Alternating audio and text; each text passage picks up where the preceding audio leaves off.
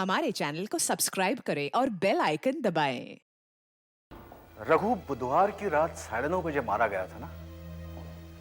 दूसरा खून भी उसी समय हुआ होगा, क्योंकि शायद रघु ने खून होते हुए देखा है। Right sir. इसीलिए मुझे लगता है तुम शहर के सारे हॉस्पिटल्स और मुर्दाघरों में जाकर देखो कि क्या उन्हें बुधवार की रात को कोई बॉडी मिली थी, कोई लावारिस लाश। हो सकता है खूनी ने लाश ऐसे ही कहीं फेंक दी हो। अब ये क्या कह रहे हैं आप साहब? एक नहीं 2 आदमी का कत्ल हुआ है हमारे घर पर। जी हाँ मिस्टर माधव, आपके बीच हाउस में 2 आदमी थे। दोनों ने एक साथ बैठकर दारू पी। फिर एक ने दूसरे को पीतल के फूलदान से इतनी जोर से मारा कि वो वहीं ढेर हो गया। फिर उसने उसकी लाश को उठाकर कहीं फेंक दिया। वो लाश तो हमें अभी तक नहीं मिली है, और ये सब कुछ होता हुआ रघु ने देख लिया। तो उसने रघु को स्विमिंग पूल में डुबाकर मार दिया और लाश को समुद्र में फेंक दिया, ताकि वो एक एक्सीडेंट लगे। पर ऐसा कौन कर सकता है, और वो भी हमारे घर में? हाँ, यही बात तो मैं भी जानना चाहता हूं। आपके घर में क्यों? ना तो बंगले का ताला तोड़ा गया है, ना ही खिड़की। कातिल सीधे रास्ते से ताला खोलकर अंदर घुसा है। मतलब आप कहना क्या चाहते हैं डीसीपी साहब? यही कि आपके घर से चाबी लेकर कोई वहां जाता है, 2 खून करता है, और फिर वापस चाबी अपनी जगह पर रख देता है, आप ही के घर में। इसका मतलब कातिल आप में से ही कोई है। तुम बुधवार की रात को 9 से 10 के बीच कहाँ थे? हम लोग घर पे ही थे साहब, टीवी देख रहे थे, है ना? तुम भी थे? हाँ साहब। ये सच बोल रहा है? मिस्टर अनीश, आपने बताया कि बुधवार को आप शहर में नहीं थे और गुरुवार को ही लौटे थे, हाँ? जी हाँ, मैं बिजनेस के सिलसिले में एक जरूरी मीटिंग के लिए दिल्ली गया था। मेरे साथ मेरा सेक्रेटरी विश्वास भी था। हम लोग सोमवार को गए थे और गुरुवार को लौटे हैं। ये हमारे हवाई जहाज के टिकट्स।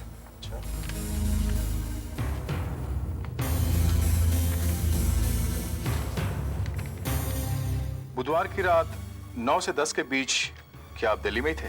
जी हाँ, 5 बजे हमारी मीटिंग खत्म हुई थी। फिर हम वापस होटल में आ गए और फिर हमने अगले दिन का प्रोग्राम तय किया और सारा पेपर वर्क खत्म किया। अच्छा।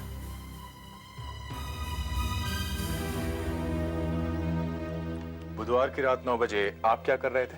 मैं दिल्ली में ही था साहब के साथ में। करीब 9 बजे हमने खाना खाया एक साथ, और 12 साढ़े 12 बजे तक हम लोग काम करते रहे। उसके बाद मैं अपने कमरे में आ गया और आकर सो गया। आप बुधवार की रात 8 से 10 बजे के बीच में कहाँ थे? हम लोग कुलाबा में एक फैशन शो देखने गए थे। Fashion show? जी, हमारे साथ हमारी फ्रेंड्स भी थी, नीता और कौशल्या। उस रात हम लोगों को घर लौटने में काफी देर हो गई थी, करीब 1:30 बजा था, है ना? हाँ जी जी। कहाँ रहती है आपके फ्रेंड्स? वो कहाँ रहती है? बैंड्रा। बुधवार रात 9 से 10 के बीच आप कहाँ थे? मैं फिल्म देखने गया था। फिल्म देखने? जी। कौन से थिएटर में? रॉक्सी थिएटर पर। रॉक्सी थिएटर में? कौन सी फिल्म? पल दो पल। रॉक्सी में पल दो पल? जी। 9 से 12 का शो था, इसलिए घर आते आते 12:30 बज गए थे। आप अकेले गए थे? जी। वो टिकट है आपके पास? टिकट तो नहीं है मेरे पास। मैंने काफी ढूंढी लेकिन मुझे मिली नहीं। मुझे मलेरिया है, वैसे भी इतने दिनों से घर से बाहर नहीं निकलता था। अपने रिहर्सल पर भी नहीं जा रहा हूं मैं। तो बुधवार की रात आप घर पर ही रहे होंगे? जी, और कहाँ रहूंगा, घर पर ही था, दवाई खाकर सो रहा था। और उस रात आपको किसी ने देखा नहीं? शायद आपने नौकरों से कह रखा होगा कि कोई डिस्टर्ब ना करे, हाँ? जी हाँ साहब, मुझे बड़ी मुश्किल से नींद आती है, इसलिए मैंने उन्हें कहा था कि मुझे डिस्टर्ब ना करे। तो इसका मतलब ये हुआ कि जब बुधवार की रात को आप घर पर ही थे, तब रात 8:30 से 12 बजे तक आपको किसी ने नहीं देखा? सर, मैंने शहर के सारे मुर्दाघर एक एक करके चेक किए। ये 4 लाशें हैं जो बुधवार की रात को मिली हैं। ये लाश हमें कांदीवली के कचरे के ढेर में मिली है। सर पर चोट के निशान हैं। और सर, ये लाश हमें ट्रॉम्बे के पास मिली है। ये चाकू से मारा गया है, अभी तक इसकी शिनाख्त नहीं हुई है। और वो सर, इस लाश की जेब से एक मिल वर्कर का कार्ड मिला है, नाम है किशोर कुमार। लगता है इसने मिल की छत पर से कूद करके आत्महत्या की, क्योंकि इसके शरीर पर बहुत सारी चोट के निशान हैं। अकेला रहता था। अभी तक इसके परिवार वालों से कोई कांटेक्ट नहीं हुआ है। और ये लाश ये ट्रेन के नीचे आकर कट के मर गया है। इसकी हालत तो बहुत ही खराब है। जी हाँ सर, ये मलाड की पटरियों पर मिला है।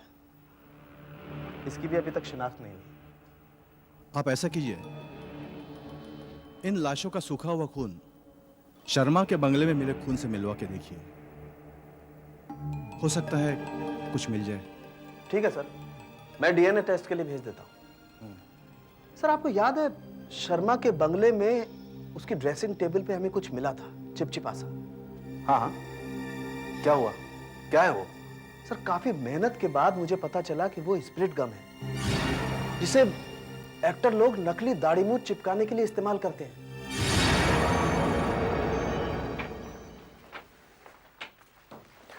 आई am doctor Rana De, glad to meet you sir.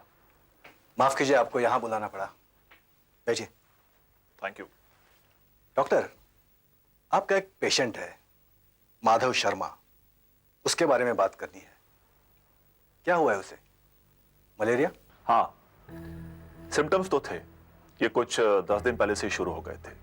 तेज बुखार, सर्दी लग रही थी और बहुत कमजोरी भी थी। आपने ब्लड टेस्ट तो जरूर किया होगा? हाँ, पर वो तो नेगेटिव था। नेगेटिव? तो फिर आप कैसे कह सकते हैं कि मलेरिया है? सर, कभी कभी मलेरिया का पैरासाइट ब्लड टेस्ट में दिखता नहीं है। उसकी तेज बुखार और सर्दी लगने की वजह से मैंने उसे मलेरिया की दवाई दी और माधव ठीक भी होने लगा। इससे मुझे यकीन हो गया कि उसे मलेरिया ही है। मैंने चारों लाशों के खून का सैंपल डीएनए टेस्ट के लिए भेजा था सर। तो क्या हुआ?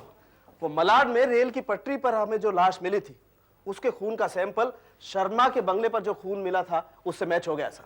वो देखिए।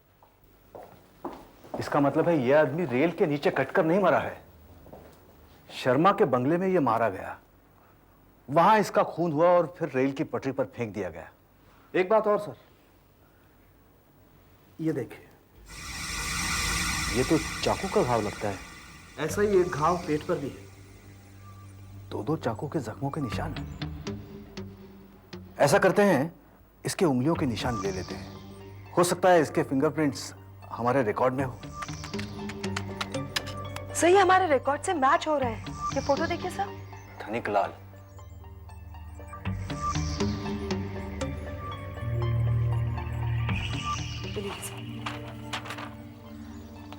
धनिक लाल एक पेशेवर गुंडा, हफ्ता वसूली, ब्लैकमेल, चोरी करना, डाके डालना, अटेम्प्ट टू मर्डर, यही इसका पेशा है।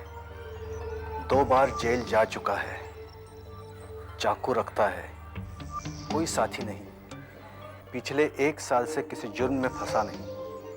आखिरी पता 15 सुजन चाल, पारसवाड़ी।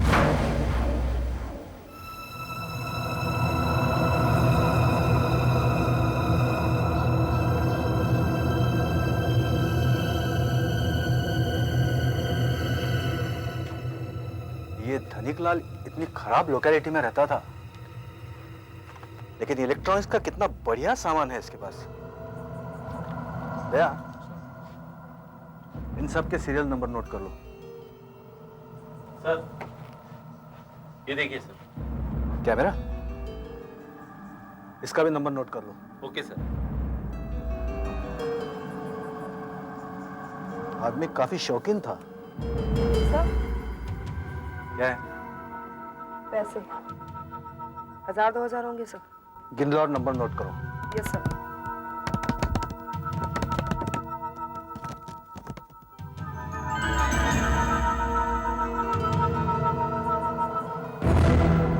ये क्या है?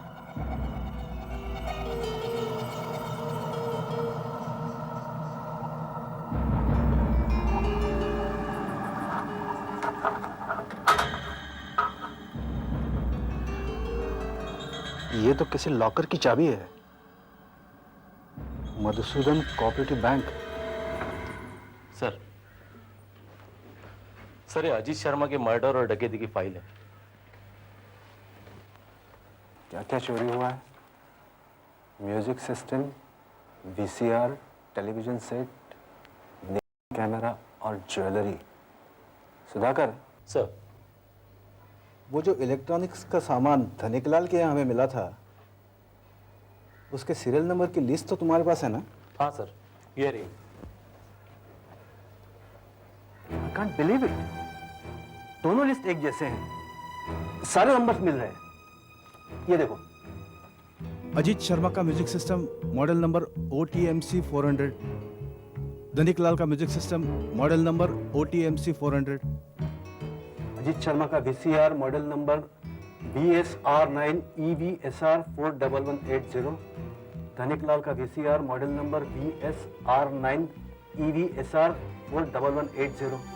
इसका मतलब है अजीत शर्मा के घर से जो सामान चोरी हुआ वही धनिकलाल के यहाँ से मिला है। धनिकलाल ने ही अजीत शर्मा को मारा है। सर, फैन के ऊपर से जो चाबी हमें मिली थी उससे हमने मधुसूदन बैंक का लॉकर खुलवाया। उसमें से हमें ये सब मिला है, 1 लाख रुपए, ज्वेलरी और ये अलग अलग बैंकों के पासबुक है सर। ये क्या कह रहे हैं डीसीपी साहब? जी हाँ, जो आदमी आपके बीच हाउस में मारा गया उसका नाम था धनिकलाल। इसी आदमी ने पिछले साल आपके घर में डाका डाला था, जिसमें आपके अंकल का खून हुआ था। क्या ये क्या कह रहे हैं? कुछ समझ नहीं आ रहा। मैं समझाता हूं प्रीतम साहब। धनिकलाल का आपके बंगले में खून हुआ। मरने से पहले उसने वहीं बंगले में बैठकर उस आदमी के साथ विस्की पी जिसने उसे मारा। अब आप ही बताइए, जो आदमी आपके अंकल का खून करता है, आपके घर में डाका डालता है, वो आप ही के बंगले में क्या कर रहा था? हमें पता लगा है कि आपके अंकल का खून करने के बाद धनिकलाल को कहीं से काफी सारा पैसा मिलने लगा और हमें लगता है कि आपके घर में से ही किसी ने आपके अंकल को मारने के लिए धनिकलाल को बहुत सारा पैसा दिया है। अब ये क्या हमारे घर से पैसा दिया? अब जो मर्जी आया बोल रहे। बात यहीं पर खत्म नहीं हुई। धनिकलाल और पैसे मांगने लगा, ब्लैकमेल करने लगा, तो आपके घर के आदमी ने उसे बंगले पर बुलाकर हमेशा के लिए चुप कर दिया। सर ये देखिए, हमें माधव के कमरे में से ये नकली दाढ़ी मूछे, ये विग और स्पिरिट गम मिले हैं सर। मैंने कोई खून नहीं किया साहब। साहब मैं सच कह रहा हूं, मैंने कोई खून नहीं किया। मैंने कोई खून नहीं किया साहब। दया, अपने डिपार्टमेंट के डॉक्टर से इसके सारे टेस्ट फिर से करवाओ। इसका बुखार, इसकी सर्दी, इन सब पर अच्छी तरह नजर रखो ताकि हमें पता चल सके कि सच्चाई क्या है। Okay sir. और तुम मिस्टर प्रीतम, तुम्हारा कहना है कि तुम फिल्म देखने गए थे, वो भी अकेले, और तुम्हारे पास टिकट भी नहीं है। आशा, जरा वो फाइल देना।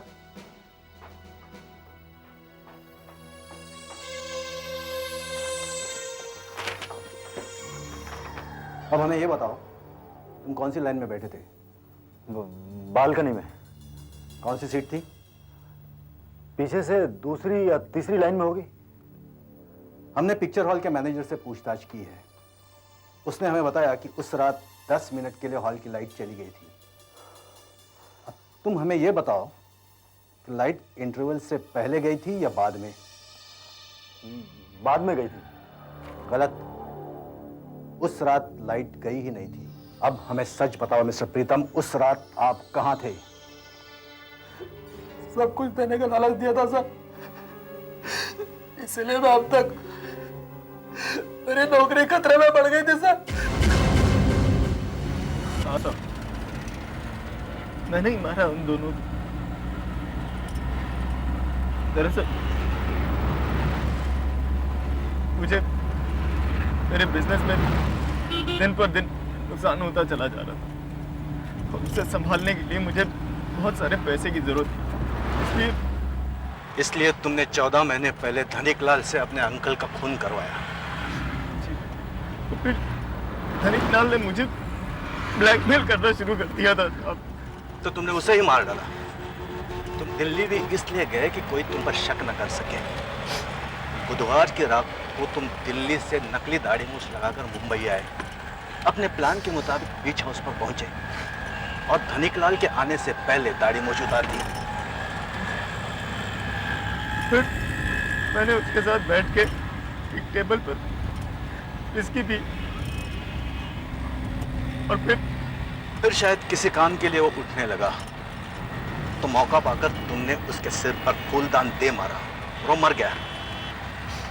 धनिकलाल की बात तो मैं समझ सकता हूँ, लेकिन तुमने रघु को क्यों मारा?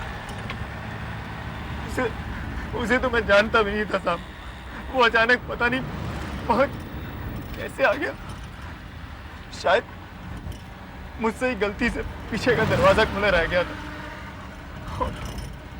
तुमने उसे देखा, उसके पीछे भागे और स्विमिंग पूल में उसे डुबाकर मार डाला। फिर घर में जाकर नकली दाढ़ी मूंछ लगाने लगे, पर इस बार गलती से थोड़ी स्पिरिट कम डाइनिंग टेबल पर गिर गई, जो हमें दिख पड़ी। धिक्कार है तुम पर।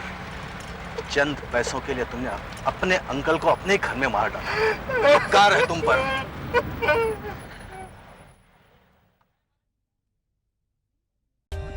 For more updates, subscribe to our channel, click the show links and enjoy watching the videos.